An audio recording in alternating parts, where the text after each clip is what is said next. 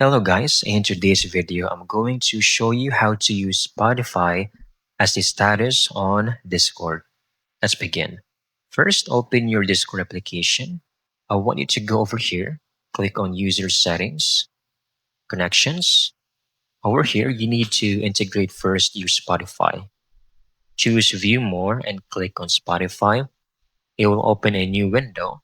You just need to log in and authorize the integration.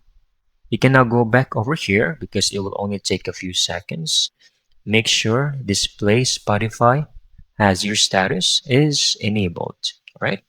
Then you can go back, listen to any song on your Spotify account, and Discord will automatically detect that music, podcast, or song and display that as your status.